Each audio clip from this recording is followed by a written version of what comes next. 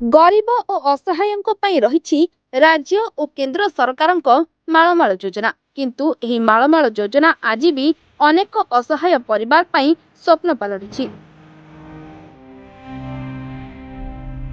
सेहीपरि एक असहाय परिवार हेउछंती ढेंकानाल जिला कंकड़हाड़ ब्लॉक अंतर्गत गड़ापड़ाशुणी गाँव कलरा देउरींकर। कलरा देउरींकर बयस 72 वर्ष। अकाल भेंडिया पुआटा चली जावा परे पूरा परिवार एवं असहाय। संबल कहले 5 केजी चाउल एवं 500 टंका भत्ता।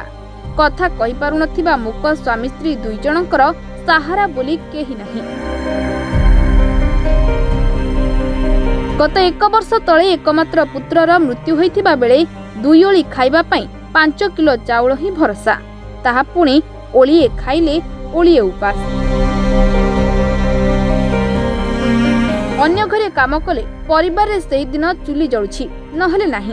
बहुत दुख कष्ट रे जीवन जीउछंती एमाने।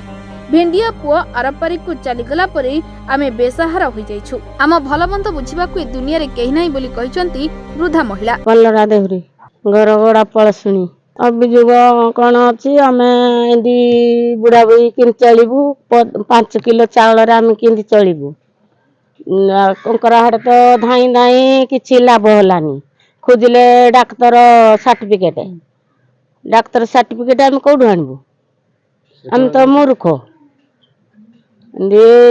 नौटी आसिकी पुओ तो थिला जे पुओ सी चलीगला आमको आउ किए पोषिब ना पालिब। पुओ वर्षे मासे है खाली आउचनी आखि दौचनी जाउचनी जे जाड़े आउ कौन दौचनी आमर कहीं नहीं बोले आम निस्वार्थी बोली। ए संक्रांत रे ब्लॉक ऑफिस को बार बार जीवा सह किछि सुफल मिला नहीं। मिलिला केवल मिछ प्रतिश्रुति। जदि असहाय गरीब लोकंक पई सरकारक योजना सात सपन ताहाले ए योजना कहा पई। एणु अंत्योदय योजना रे अंतर्भुक्त करिबा पई सरकार एवं जिला प्रशासन को अनुरोध करिसंती वृद्धा दंपति।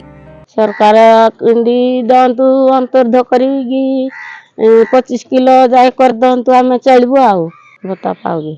देखो इरा जगह बाड़ी हमर खाली कादुआरे रहि। कंकड़हाड़रू रंजित कुमार साहू का रिपोर्ट, रिपोर्टर्स टुडे।